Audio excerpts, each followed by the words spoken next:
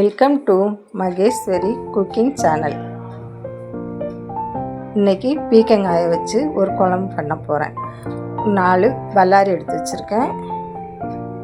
4 தக்காளி நல்லா பழமாக எடுத்து வச்சுருக்கேன். ஒரு 5 பீக்கங்காய் நல்லா பிஞ்சாக எடுத்து வச்சுக்கோங்க. 100 வேர்க்கடலை எடுத்து நல்லா வறுத்து நல்லா குருணையாக பொடி பண்ணி வச்சுக்கோங்க. 4 பல்லாரியும் நறுக்கி வச்சுருக்கேன்.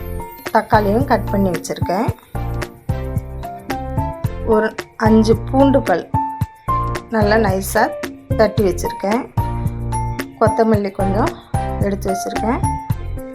பீக்கங்காய் பாருங்கள் நல்லா நறுக்கி வச்சுருக்கேன்.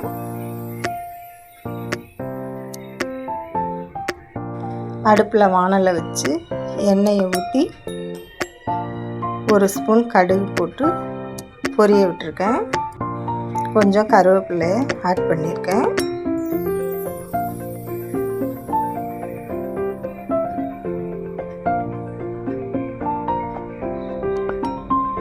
நறுக்கி வச்ச வெங்காயத்தை கொட்டி கிண்டி விட்டுருக்கேன். நல்லா பொன்னிறமாக வதக்கி விட்டுருக்கேன்.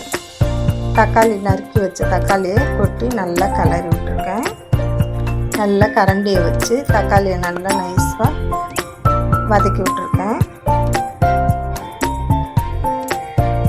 நல்லா தக்காளி நல்லா சுருங்கி வரணும்.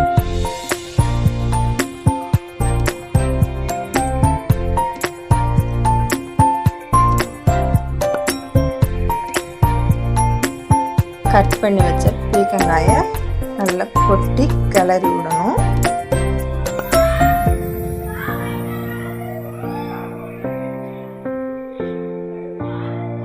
நல்லா கொட்டி கிளறி விட்டதுக்கப்புறம்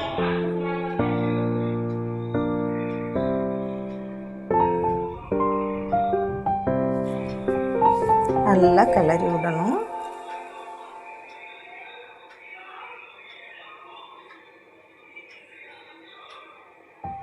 ஒரு ஸ்பூன் மஞ்சள்தூள் ஆட் பண்ணியிருக்கேன். வீட்டில் அரைச்ச மிளகாத்தூள் தான் போட்டு நல்லா பீக்கங்காயோட ஒன்று சேர்கிற அளவுக்கு கிளறி விடணும். நல்லா கிளறி விட்டு கொஞ்சம் உப்பு ஆட் பண்ணியிருக்கேன். நல்லா கிளறி விடணும். பூண்டு பல் தட்டின பூண்டு பல்லை கொட்டி நல்லா கிளறி விடணும். பச்சை வாடை போகிற அளவுக்கு.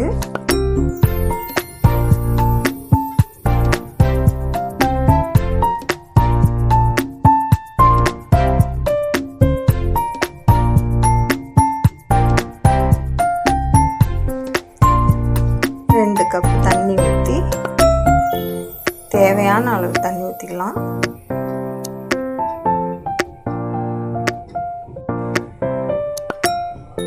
தண்ணி ஊற்றி நல்லா கிளறி விட்டு மூடி வச்சிடணும். வெந்துருச்சு.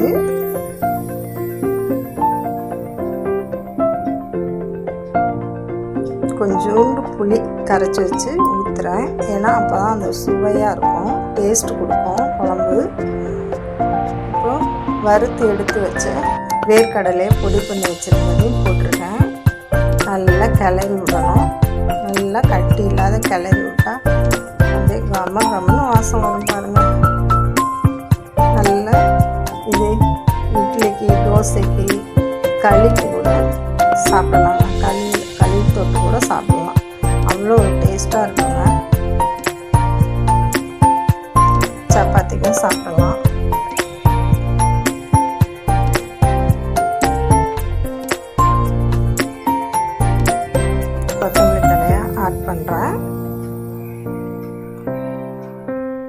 ஆட் பண்ணி நல்லா கிளறி விட்டுட்டேன்.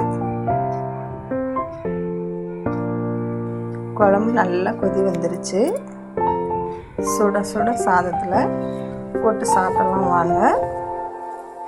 சாப்பிட்டு பார்த்துட்டு டேஸ்ட் எப்படி இருக்குன்னு சொல்லுங்கள். கமெண்ட் பண்ணுங்கள், லைக் பண்ணுங்கள், ஷேர் பண்ணுங்கள்.